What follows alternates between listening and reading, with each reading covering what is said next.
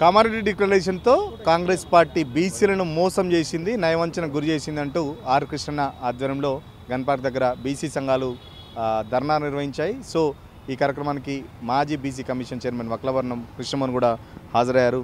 ఏంటి నిన్న మంత్రి పొన్నం ప్రభాకర్ మాట్లాడుతూ బీజేపీ బీఆర్ఎస్ రిజర్వేషన్లు అడ్డుకుంటున్నాయని చెప్పేసింది. సార్ బీజేపీ పార్టీలో ఉన్నారు, ఇప్పుడు మీరు ఏమన్నా అడ్డుకుంటున్నారా, ఏం చెప్తున్నారు? నిన్ననే కాదు, ఇంతకుముందు కూడా అలీకేఫ్ దగ్గర మహాత్మా జ్యోతిబాబులకు నివాళులు అర్పించిన తర్వాత పొన్నం ప్రభాకర్ గారు బీజేపీ అడ్డుకుంటున్నదని చెప్తున్నారు. మేము అడుగుతున్నాం, ఇవాళ హైకోర్టు నిన్న ఏమని ఇచ్చింది? మీ డెడికేటెడ్ కమిషన్ నివేదికలు ఏమున్నది, కొంచెం బయట పెడతారా అని అడిగింది. మీ సర్వే రిపోర్ట్లు బయట పెడతారా అని అడిగింది. దాని అర్థం ఏంది? అవి బయట పెట్టకుండా, పబ్లిక్ డిమాండ్లో పెట్టకుండా, ప్రజల యొక్క అభిప్రాయాలు సేకరించకుండా మీ ఇష్టారాజ్యంగా రిజర్వేషన్లు స్థిరీకరించిందని హైకోర్టు మొట్టికాయలు వేసినట్టే కదా. మీ డెడికేటెడ్ కమిషన్ నివేదిక ఇచ్చినారన్నారు. మీ డెడికేటెడ్ కమిషన్ నివేదిక ఇచ్చినారన్నారు. మరి మీ డెడికేటెడ్ కమిషన్ ఎక్కడున్నది?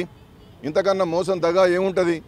ప్రభాకర్ అన్న మావోడు, మా బీసీ బిడ్డ, ఎందుకు మాట్లాడాలని మేమంటే ఆయన రెచ్చిపోయి అన్ని పార్టీలను తిడుతున్నాడు. ముఖ్యమంత్రి గారేమో మేము కట్టుబడి ఉన్నామంటాడు, ప్రభాకర్ గారేమో ఇష్టం వచ్చినట్టు మాట్లాడతారు. పిసిసి అధ్యక్షుల వారేమో మేము అమలు చేస్తున్నామని చెప్తారు. ఎక్కడ అమలు చేస్తారు? 42% అమల్లో ఉన్నదా? 46 జీవో ప్రకారం 42% స్థానిక సంస్థలు అమలు చేస్తున్నారా మీరు? కాబట్టి మీరు చేయాల్సిన పద్ధతులని కరెక్ట్ చేయకుండా, మీరు పోవాల్సినటువంటి బాట సరైన మార్గంలో పోకుండా, చట్టాలను పక్కన పడేసి, బిల్లులను పక్కన పడేసి, పార్లమెంటరీ ప్రక్రియను పక్కన పడేసి, జంతర్ మంతర్ దగ్గర భజన పరులను పట్టుకొని ధర్నాలు చేసి వస్తుందా? రాష్ట్రపతి గారి అపాయింట్మెంట్ అడగకుండా అపాయింట్మెంట్ ఇస్తలేరన్నారు. ప్రధానమంత్రి గారిని కలవకుండానే ప్రధానమంత్రి గారు అపాయింట్మెంట్ ఇస్తలేరన్నారు. మీరు అపాయింట్మెంట్ కోసం అడిగినట్టు ప్రధానమంత్రి కార్యాలయంలో కానీ, రాష్ట్రపతి కార్యాలయం కానీ మీ ఆర్జీ చూపిస్తారా? కాబట్టి మోసపూరితమైనటువంటి మాటలతో ఎక్కువ కాలం మీరు మభ్యపెట్టలేరు. మోసమే అని ఎప్పుడైనా తెలుస్తుంది. కాబట్టి ఈ విధమైన వ్యాఖ్యలు మంచిది కాదు.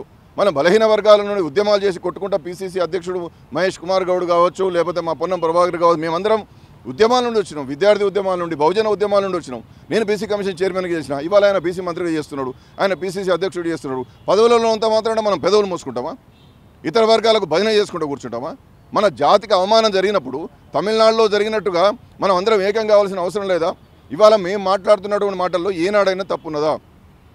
ఎప్పుడు కూడా మేము ఏమంటున్నాం? న్యాయం చేసే విధంగా పోదాం. 42% ఇస్తా అని మీరే చెప్తున్నారు, మీరే ప్రచారం చేస్తున్నారు, మీరే కట్టుబడి ఉన్నామన్నారు, బిల్లులు పెట్టినామన్నారు, చట్టం చేస్తున్నామన్నారు. ఆ చట్టాలను అమలు చేయండి. హైకోర్టు అడిగినటువంటివి సరిగా లేకపోతే సరిదిద్ది మీరు సమాధానాలు చెప్పండి. ఇక్కడ కాకపోతే సుప్రీంకోర్టులో కొట్లాడండి. కానీ బీజేపీ బీఆర్ఎస్ ఎవడడ్డామన్నాడండి? నువ్వు అసెంబ్లీలో కౌన్సిల్లో పెట్టినప్పుడు అన్ని రాజకీయ పార్టీలు సపోర్ట్ చేస్తేనే కదా ఏకగ్రీవం అనే మాట రాసుకున్నావు. కాబట్టి ఇతర పార్టీల మీద నెపం వేసి భారతీయ జనతా పార్టీని టార్గెట్ చేసి నువ్వు మాట్లాడితే ఎట్లా? చేయాల్సిందంతా చేసాం, కేంద్రంలో ఉన్న బీజేపీ అడ్డుకుంటుంది అని చెప్పేసి చెప్తున్న పరిస్థితి. మేము ఇక్కడ రాష్ట్రంలో చేయాల్సింది చేసాం, ఇప్పుడు బాలు కేంద్రం పరిధిలో ఢిల్లీలో ఉందని చెప్పేసి చెప్తున్న పరిస్థితి కాంగ్రెస్ పార్టీకి. ఏమంటున్నానండి, మీరు కేంద్ర ప్రభుత్వానికి పంపలేదు, గౌరవ రాష్ట్రపతి గారికి పంపినరు. రాష్ట్రపతి గారి విచక్షణాధికారం పరిధిలో ఉన్నది. వారు కొన్ని లోపాలుంటే అడిగినారని చెప్పి మీరే అన్నారు. ఆ లోపాలకు సరైన సమాధానాలు ఉంటే రాష్ట్రపతి గారు ఇస్తారు. రాష్ట్రపతి గారు ఇవ్వకపోతే సుప్రీంకోర్టు పోయి మా బిల్స్ను వెనక్కి పంపించండి అని చెప్పి మీరు రిట్ ఆఫ్ మ్యాండమస్ వేసుకోండి. తమిళనాడు పోయి వేసుకొని తీసుకొచ్చుకున్నారు కదా, దాంట్లో కేంద్ర ప్రభుత్వానికి ఏం సంబంధం ఉంటుంది? కేంద్ర ప్రభుత్వాన్ని రాష్ట్రపతి గారు మీ సలహా ఏమిటని అడిగినాడు కదా, ఇది చేయాల్సింది. నువ్వు నేరుగా 9th షెడ్యూల్ కింద కనుక కేంద్ర ప్రభుత్వానికి పంపించుంటే అది సక్రమంగా ముందుకొచ్చేది.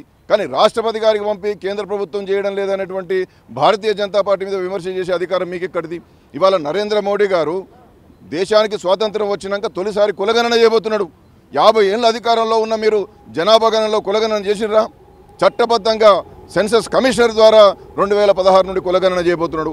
ఈ దేశంలో చట్టబద్ధమైన రాజ్యాంగబద్ధమైన బీసీ కమిషన్ చేసినటువంటి వ్యక్తి, 27 మందిని కేంద్ర మంత్రులు చేసినటువంటి వాడు, 25 కోట్ల జనాభాను దారిద్ర్య రేఖ నుండి పైకి ఎదిగించినటువంటి వాడు. ఆ విధంగానే రేపు జనాభా గణనలో కులగణన చేయబోతున్నటువంటి ఒక సమసమాజ నిర్మాణానికి బాటలు వేసేటటువంటి నరేంద్ర మోడీ గారి మీద విమర్శలు చేయడం ఇది తగునా? ఇది సిగ్గుచేటు కాదా? ఇది అవమానం కాదా? చేయాల్సినటువంటి పనులు మీరు చేస్తలేరు, ప్రామాణికమైన పద్ధతులు పాటిస్తలేరని చెప్పి ఇక్కడ హైకోర్టే నేరుగా చెప్తా ఉంటే సమాధానాలు చెప్పాల్సినటువంటి హైకోర్టుకు సమాధానం చెప్పకుండా దొడ్డిదారిలో జీవోలు తీసి బీసీల జీవితాలతో చెలగలమాడుతున్నారు. దీనికి ఇవాళ రాష్ట్ర ప్రభుత్వం సమాధానం చెప్పాలని చెప్పి నేను సూటిగా ప్రభుత్వాన్ని డిమాండ్ చేస్తా ఉన్నా. పొన్నం ప్రభాకర్ గారు, మహేష్ కుమార్ గౌడ్ గారు, బీసీ మంత్రులు నోరు మూసుకొని ఉంటే చాలా మంచిది. అనవసరమైన వ్యాఖ్యలు చేయొద్దు. జీవితాలు తెగించి బీసీల కోసం ఉన్నాం. మేమేం బానిసలం కాదు. మీరు ఇచ్చే పైసలకు ఆశపడేటోళ్ళం కాదు, మీరు ఇచ్చే పదవులకు ఆశపడేటోళ్ళం కాదు. బీసీల కోసం తెగించున్నాం మేము. కాబట్టి మీరు నిబద్ధతగా ఉంటే, నిజాయితీ ఉంటే, పదవులలో మీరు ఉన్నారు కాబట్టి బీసీలకు మేలు చేసే ప్రయత్నం చేయండి. మీరు ఇవాళ మిమ్మల్ని కోర్టు ఎందుకు అడిగింది? మీ డెడికేటెడ్ కమిషన్ ఎక్కడున్నది? మీ రిపోర్ట్లు ఎక్కడున్నాయి? అవి పారదర్శకంగా ఉన్నాయా? మీరు కొన్ని మండలాల్లో, కొన్ని గ్రామాల్లో సరిగా అసలు మీరు రిజర్వేషన్లు ఇవ్వలేకపోతున్నారట, 17% కూడా ఇవ్వలేకపోతున్నారట అని హైకోర్టు అడిగేంత వరకు మీరు ఏం చేస్తున్నారు? మీ అడ్వకేట్ జనరల్ ఏం చేస్తున్నాడు? కాబట్టి తప్పుల మీద తప్పులు చేసి మోసాలు చేసే ప్రయత్నం చేస్తున్నారు. దీన్ని మానుకొని ఇప్పటికైనా మీరు న్యాయం చేసే విధంగా ముందుకు రాకపోతే ఈ రాష్ట్రంలో అగ్ని గుండమైతుంది. ముందే చెప్తున్నాం. బీసీలంతా ఏకమవుతున్నారు, చైతన్యవంతులైనరు. కాబట్టి ఆలోచన చేయాలని చెప్పి నేను మనవి చేస్తూ ఉన్నాను. సామాజిక న్యాయానికి సంబంధించి కాంగ్రెస్ పార్టీ ఛాంపియన్లు, బీసీలకు ఛాంపియన్లు వాళ్ళే అని చెప్తున్నారు. ఏం చెప్తారు మరి? వాళ్ళేనా ఛాంపియన్లు? మరి ఎవరు ఛాంపియన్లు అండి? మొదటి Kakasaheb Kalelkar commission 1951లో BC commission నివేదికను బుట్టదాఖలు చేసినటువంటి కాంగ్రెస్ ఛాంపియనా? మండల్ కమిషన్ నివేదికను ఇందిరాగాంధీ గారు బుట్టదాఖలు చేయడం ఛాంపియనా? యూపీఏ 1 యూపీఏ 2లో కులగణనం చేసి దాన్ని బుట్టదాఖలు చేయడం ఛాంపియనా? బీసీలకు రిజర్వేషన్లు ఇవ్వడం, దేశాన్ని ముక్కలు చేయడం అని చెప్పి రాజీవ్ గాంధీ గారు లోకసభలో చెప్పడం ఛాంపియనా? కాబట్టి ఎవరు మాట్లాడతారండి?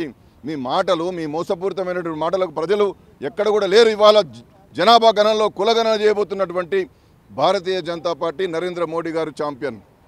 ఒక పేదరికం నుండి ఒక గుజరాత్లో వడ్నాగర్ అనేటువంటి ఒక గ్రామంలో ఛాయ్ అమ్ముకొని 3 సార్లు ముఖ్యమంత్రి, 3 సార్లు ప్రధానమంత్రి, అవినీతి రహితంగా ఇవాళ విశ్వవ్యాప్తంగా విశ్వవేదికపై భారతం నిలబెడుతున్నటువంటి నరేంద్ర మోడీ గారు ఛాంపియన్. కానీ మోసపూరితమైనటువంటి ఆలోచనలతో బీసీల యొక్క జీవితాలను బుగ్గిపాలు చేసినటువంటి కాంగ్రెస్ ఛాంపియన్ అంటే అంతకన్నా దుర్మార్గం, అంతకన్నా అన్యాయం, అంతకన్నా అప్రజాస్వామ్యం మరొకటి లేదనేటువంటి విషయాన్ని నేను ఖరాఖండిగా తెలియజేస్తున్నాను. మీరంతా ఫైట్ చేస్తున్నారు, బాగానే ఉంది. మరి స్థానిక సంస్థలకు సంబంధించి 17% రిజర్వేషన్ కూడా రాలేదు. కొన్ని చోట్ల అసలు బీసీలకు ప్రాతినిధ్యం కూడా దక్కలేదు. మరి ఎట్లా ఉండబోతుంది మీ ఫైట్ సంబంధించి?